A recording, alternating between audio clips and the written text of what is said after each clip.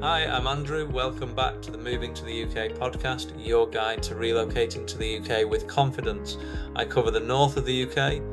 In this podcast, we focus on the property side of your move, from finding the right place to rent or buy to choosing the area that suits you best.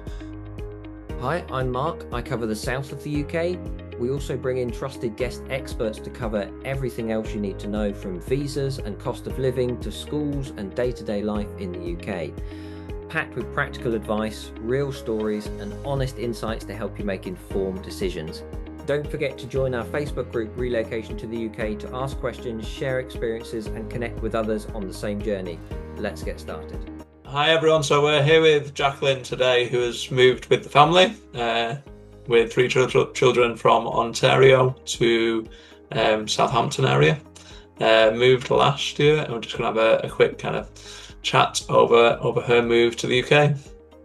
I'm also with Mark, who's based in Reading, and then Jaclyn, who's a big influence on Instagram and can be followed. I'm sure you can touch on that as well, Jaclyn, on the chat, because I like looking at your content because it gives me insights on what people are thinking on when moving to the UK. So thank you. Thanks for having me here. I'm really excited. I suppose for opening, the big question was what made you decide on moving to the UK? Well, to be honest, the UK wasn't my first choice, but I was eager to leave Canada. I had family in the States, and I'm watching other people on Instagram living these, their best life in different countries. And I was tired of the cold, and I'm like, there is a better way to live. I had a beautiful life, but I'm like, there is a different way to live, and I want that. So my husband and I talked about it. He knew I wasn't going to be able to let this go. And we kind of searched what was possible. Where would we move? What would it mean for our children? What would it mean for their future? And what's possible with visas? And the UK came up, and I originally said no. Wow. I did, but I'm so glad that my heart changed, because as we continued to talk about it for a few months, I got so excited and I couldn't wait to leave. And yeah, we've been here about a year and a half, and it was the best choice. I wish we would have done it sooner, and there's no looking back. Brilliant. That's good to hear. Yeah, really good. Yeah. So, and the weather was as you expected, warmer than compared to Ontario, or? Yes, I think people think I'm joking when I say that I love the weather here, because Canada is cold for so long. We have we have 6 months of winter, maybe longer. And then we get rain all during spring and summer. So to be here, to have spring in March, it's a dream. It's wonderful. Whereabouts in Ontario were you? I've been to Toronto, and we had a hot summer and a cold winter. We did one of each in skiing, so that was really good. But they seem to have the best of both. Well, that's what people think, and I'm sure that's how some feel. Obviously, some people love it, and they'll be there forever. Good for them. But the winter is just too long. So I do love the heat of the summer. I do miss that about being in the UK, but I don't miss the cold, which seemed to last forever. You list off the fun things to do, like skiing and skating and tobogganing. But then once there's done, you're just living somewhere where the air hurts your face. And I didn't want to live there anymore. Okay, fair enough. Fair enough. That's fine. Yeah. So could you talk us through from living where it's a little bit too cold and you think, right, how did we move? Can you just talk us through the process of how did you decide where to settle in the UK? How did you start the whole process, I suppose? Yes, that one was hard, because originally we thought my husband would be working remotely. So when you have a whole country to look at with so many beautiful places, so many that are like obvious and known, what do we do, right? Do we do the countryside? Do we do the city? So that was challenging. We did narrow it down a little bit. We're like, we want to be somewhere where there's an airport so family can visit or we can travel. We don't want to be too much in a city, because we're definitely more like the suburbs. We have the children. So yeah, it was still challenging, but we narrowed it down to actually Manchester, Southampton, and then my husband did get a job where he had to go into work, and they actually happened to have an office in both. So, wow. Oh, wow. Yeah. And we did ask for Manchester first, actually. Okay. And they said it was on the table, and then they took it off. So we're like, all right, Southampton it is. So you came to the sunnier south. Yes, and I did like that. I wanted the sun. So that little bit extra we did here that the south gets, I was looking forward to. Good. Yeah. I'll give you that. It is a little bit warmer in Southampton, so yeah, we can let you off on that one. Yeah, we do actually check the weather a lot. We're like, is it really that much sunnier or that much warmer here? Just a few degrees, but I think it's a little bit not. Yeah, it's 2 degrees on average, isn't it? From what they said. Okay. Right. Yeah. Oh, dear. And moving wise, I suppose, how long did the whole move take from visas to? I know you did the whole move yourself, which is great, and I know me and Mark always say, look, you can do this yourself. There's probably a few more hair pulling incidents and a few screaming into pillows and stuff like that than using a relocation agent. How long did the whole process take from getting visas through to contacting agents to finding a property to physically moving there? So once we applied for the visa, it was all under about a year, just less than a year. And then things really picked up once my husband secured the job, because then we were ready to go. It was helpful that we had both of us, because he was securing the job. And then we began the conversations of like, are we going to buy or sell our house? Where are we going to move to? Getting rid of our things. So that was all kind of happening in the background until the big official things came, like the paperwork that you obviously need before you do the next step. Definitely possible. I'm definitely an analytics girl. I like my research. I like to know what's going on. So I did do it all, but it is a lot. It was definitely a part-time job. Definitely some stress. Definitely that, yeah. All time spreadsheets everywhere. Yeah, and you get a little bit overwhelmed sometimes. And Yeah. You have to get back, and then trying to get everyone's opinions. That's why I love that you guys are doing this. Just the amount that you read when you move abroad, it can almost be like isolating or just exhausting. So hearing people and their different perspectives, I think, is so nice. I think you're right. I think when we deal with, because we deal with people so many times, you may speak to us, Mark, we're looking at Manchester, we're looking at Southampton, we can sort of filter it down for you and help you, keep you on track by saying, what about this, what about, we've got no agenda to be in Southampton or Manchester. Maybe Andrew does, or I do to a degree, but we cover the south and Andrew covers the north, generally speaking, so there's plenty of space in between. And I'm only about an hour from you in Reading as well, so great transport links into London, etc. But if you want to know where the local ice hockey rink is, or the swimming pool, or mountaineering, or what you want to swim in the sea, or then on the coast is great kind of thing. Or you might want to be more central, you want to be near Manchester because you're more middle of the UK. But we can try to, we get people to do tons and tons of research, and we sometimes have to say, actually, but your work's over here and your school's over there, so maybe trying this bit here, that would be a good idea. Look at it from a different angle. We can use everybody else's experience we've had to help you even more, because we're just trying to help you somewhere down the line. But that's a long time, and for that to always be going on as well. So well done for that. I tip my hat to you for that one. I do.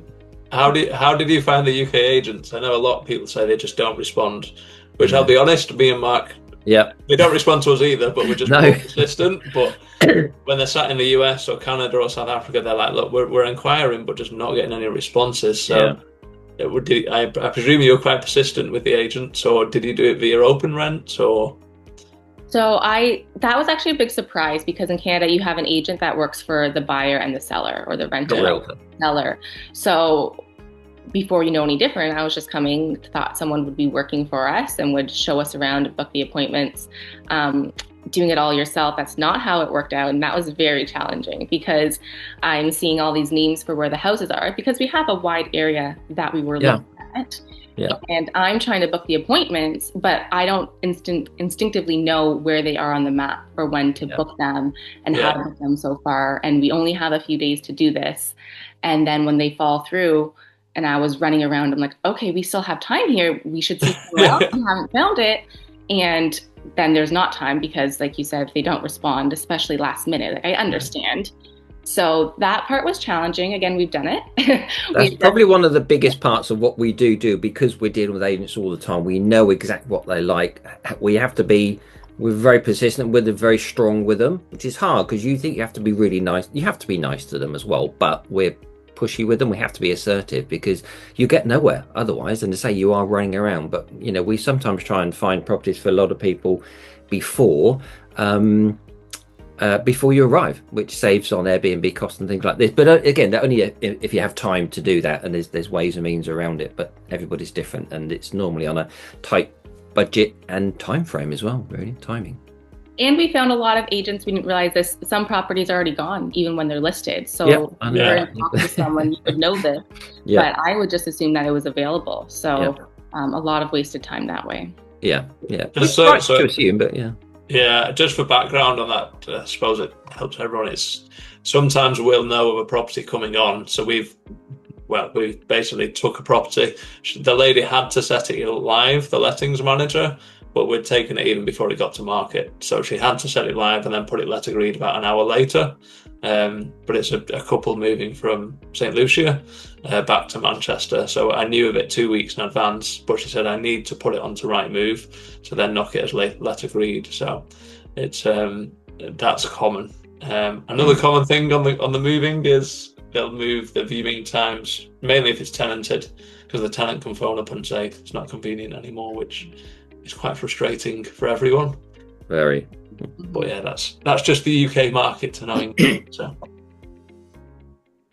yeah, it is.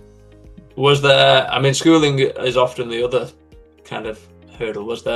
How did you find the school system in the UK? I know people look into catchments and things like that, but I know when moving in year, it doesn't really come into play. Was it quite straightforward for that, schooling wise?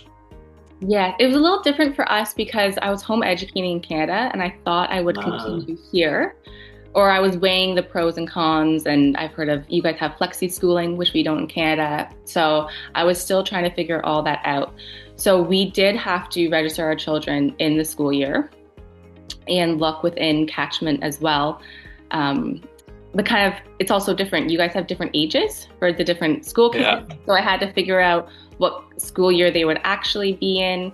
And then even though my kids are like 20 months apart, they would have been going to different schools, possibly even 3. High school and primary school then? Oof. Yeah, and in primary, secondary, it's all even a blur right now. Because I got them into a primary. So I did find one, but same thing. I had to search quite a few because lots of them just didn't have placements. Or they're like, I'll take one of your kids and you can hope that becomes available. Yeah. That's not going to work for We've got space in year 3, but we don't have any space in year 6. So then you've got one child here and then one child over here, and you have to be there for 9 a.m. And you're like, how do we make this work? So yes, and the communications that the school send out. I couldn't imagine having kids in multiple schools and having to figure them all out. That's again, part-time job.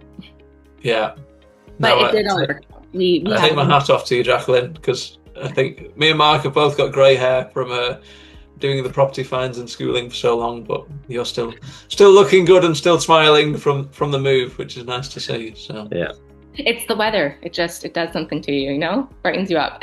Yeah. Well, true. That's fine, because the British their favourite thing is to moan about the weather, which you must be thinking, really, this is lovely. It's a great reminder about perspective. Yes, 100%. Yeah. When there was snow here and the Brits were calling it a blizzard, I'm like, I don't know how. It's literally just snow as light as it can get. But maybe one day I'll think that's a blizzard too. Yeah. I don't think it will. And how have you found cost of living? I know obviously every country is different with moving to the UK, but overall, cost of living, I think, is always the hardest when people ask that question. Yeah. To compare, do not go off of averages. That's why it would be great to talk to someone that actually lives in Britain and knows what it's like. But I would say the cost of living, like things like a cell phone plans and insurance, are really cheap here. But as everyone knows, petrol is more expensive. And council tax, actually. Yeah. I realize we are renting, and that was really hard to figure out and take an estimate of, because the band council taxes that in Canada, the landlord pays that. Yeah. Yes, that's right. Yeah. And it was kind of hard to find a benchmark. When you're looking at multiple different areas, it's not just off of bedrooms or things like that. So we just kind of took a guess and we were a little off. Yeah. It's generally kind of like a studio is in A, a 1-bedroom's a B, generally speaking. But once it gets to like a luxury apartment or a big house, then you don't know. It could be an F or G, which could be £200-300 a month, which is a lot on top of your budget. And that's what we always try and budget through when we talk to people. What's your budget? We're looking to spend this much a month rent. Okay, that includes utilities, this. Oh, I didn't know about council. Oh, right. So you've got to put that back into your budget. Again, just helps you plan. Just plan as much as possible, really. So, but it is a tricky one, I know, because we deal with many Americans who, property tax is paid for by the landlord, right? So you don't have, or HOA fees are paid by landlord. You don't have to pay that, which you don't hear either. It's just loaded on the rent. So you are paying through it in a way, but otherwise it's hard to try and work out. Yeah, everyone hates the council tax, but there's no way around it either. And you still think, why is there so many potholes on the road if we're paying £200 a month for the local upkeep of the pumps and streets? So, I think that's a complaint of every country, of all the citizens. Yes, true. Yeah, it is. Yeah, it is. No, sounds good. I suppose, what cultural wise, have you noticed big differences? I know people talk about the pub culture and the sports and stuff here. Is there anything on that side as well? I think it's just small things that are different. Everyone asks, and I'm like there'd be one big thing, and thankfully we're pretty fortunate that way, which helped with the transition. But small things that just come up every day that you're not expecting and kind of just like hit you in the face. It's like one after another, and you're like, okay, like this is how it is. But yeah, pub culture, we find it's great because we have kids, so I'm sure it's going to be very different than someone that's younger that's coming. But yeah, we were invited to the pub, brought the kids, they were playing darts. I'm like, okay. Okay. It's nice you could bring kids, because obviously I'm older than you guys, but as in when our kids were babies, like my kids are like 30 odd now, so you couldn't bring kids into a pub. Now they want you to bring in, there'd be a free food because you're bringing the parents who would be drinking and eating. But it's unfortunately a bit of it's an age thing where the pubs are going more out of fashion because the youngsters meeting more now in the gym and a bit healthier, etc. And there's drinking 0.0 or just not drinking alcohol at all, which is not a bad thing, obviously. But it used to be a big meeting point of all of us. We'd just meet down the pub tomorrow. We didn't have a mobile phone to change the times 10 times in the day because we're doing something else. But nowadays you'd see, we'd see you tomorrow down the pub. We wouldn't even have to organise it. But that's the best way, that if you, like, without the organization, just being able to get there. But we still have to schedule our life. But they have the picnic tables. They even have the parks there now. So we were kind of confused. We're like, isn't this just a restaurant? But pretty much. But yeah. My weekend life is scheduling it around the park or watching them play basketball or football at the minute. I can imagine. So maybe 10 years from now, it may be a pub and darts, but we'll see. So your oldest one can drink then, can't he? So yeah, it's fine. Yeah, true. I suppose a bit of advice, Jaclyn, for anyone thinking of moving. Are you happy with a few quick fire questions? Yeah, go for it. What do you wish you knew before moving? Oh, so many things. Putting you on the spot a little bit. Well, I will say, which I wish I knew, because it was the most stressful part about moving when we got here. So we had the white glove service, where like they packed up all of our things and they shipped it over, and I did great. We were only here 3 days without it. I was like, yes, I planned this so well. I forgot that you guys, didn't know you guys don't really have closets. So we didn't bring any of our big furniture because we were told that it won't fit. So then we got there and they were going to unload everything, but I had nowhere to put it. No closet, no wardrobe, no dresser. So I've moved like 7 or 8 times. I am a pro. And that was the most stressful thing because I was like, no. And then I had to find all these things and it takes a while to order. So I felt like our house was living in chaos for far longer than I would have. Luckily, you have a massive IKEA in Ocean Village that you could have gone to, I'm sure. We did make a few trips. Yes. Hence the reference to the flat pack building. I imagine that was the first week flat pack building in a new country, was it? Yeah. Oh, yes. So much IKEA building. But the boys were getting older. They helped too. So that was good. Oh, good. That's good. Yeah. And what, if anything, would you do differently if you did it again? I would do where we chose to stay, how we house hunted. Okay. It's a big one. So we started off small. We thought when it was going to be Southampton that we would be there, do the European, walk around, kind of city, but not as big as London. When we got there, we realized it was still too much of a city for us. And then we were like, rushing around of where else to look for. So then we started to broaden our search and then broaden our search. And I would have done it differently. I would have started broad and then go more narrow. Definitely would have talked to an estate agent or someone like you guys, because each little like borough is so different. It just has a different feel. That's what we do. That's we do start off and filter down, because where you are, I mean, if you like the countryside, you've got the New Forest near you there, which is lovely. I love the New Forest. It's fantastic, and it's just around the corner. You've got Bournemouth and other sort of coastal places down there. But if you were to move at the moment, just say roughly where of the towns now, where would you move to? Just like Winchester's a lovely city as well, kind of thing. So Winchester's lovely. We love going there. New Forest, Romsey is even like a really cute. Yeah, Romsey and Ringwood. Yep, nice. Yeah, so we were really fortunate in the area that we are, but we wouldn't say it's as cute of towns as other places we've seen. And then once we've settled, well, I was gung ho and I got the kids in sports and like schools and churches, but then you're kind of already settled and you don't want to move again just 30 minutes down the road, because you need to re-find all of that. So that temporary, it's hard to be temporary while you look. So I thought I was being positive, putting roots down, which it really helped us feel like home. It helped my kids feel connected. But the negative is like, oh, this is where we are.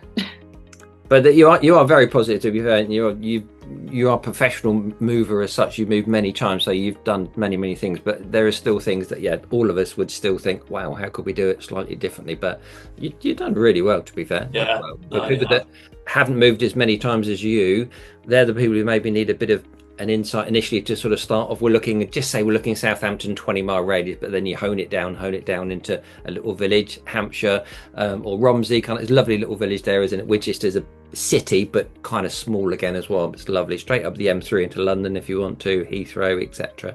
So it's nice to have it there. And you've got the airport in Eastleigh as well, so you can still travel if you want to. But you can't get everything from internationally. It's like me moving to Toronto. Where would I, if my relatives weren't there, where would I start? I think I have an idea. Do I go east because that's close? No, you don't want to go east. Why not? Because I want to be in Newmarket or Ontario or this side, or you can't know everything. It's impossible, but you've done really well because you've done it so many times. I would say you've done a really good job. Thank you. But yes, I agree. It's so much easier just to have a conversation with someone who knows the areas, and then you can explain what you want rather than having to do your own research and doing one little area at a time. So you can stress. Because if you're looking either north, in or south, we'll either try to say, not try and talk you out of an area, because we're not trying to get you to go to a specific area, but just to try and help you from what you said, the guys like hockey or swimming, or you got this church or that church or library or this, that and the other kind of thing. You need a Methodist church, Baptist, whatever you're looking for, we can try and home down for you so that you're thinking that way rather than some of the smaller things we can help you with utilities and mobiles and things like that kind of thing. But where you can't change where you live, that's the biggest thing that we probably do is the house hunting part. But we try to do a white glove service within that as well, overall, from everything that we can do. But it can be 6-12 months of speaking to people. I've got a client currently moving from Amsterdam to Maidenhead near me in Berkshire. She's British. She's been away for 16 years, so going back to Maidenhead. But she's moved several times. Husband's in American military, so he's not going to be coming with us. But she's coming back again next week for a quick, view again beforehand. But again, we're looking at where she wants to be for this bedroom, 2-bedroom, 3-bedroom. What she's looking for is probably not going to be realistic. I kind of know that. She knows that. She spoke to me March 2023, first of all. March 2024, March 2025. This March, she came on board and said, right, we're ready to move now. Can we go ahead? So 4 years in a row, she'd spoken to me. And it kind of similarly she was waiting for the job to come over, and finally it clicked into place. She knew roughly where she wanted to be. And it's just who will take a dog and a cat, which at the moment, there's just hardly anybody. So it's like, although I know all the agents in Maidenhead, every single one of them, it's still tough because there's a big change going on. Do you know about the rule change in the lettings with pets?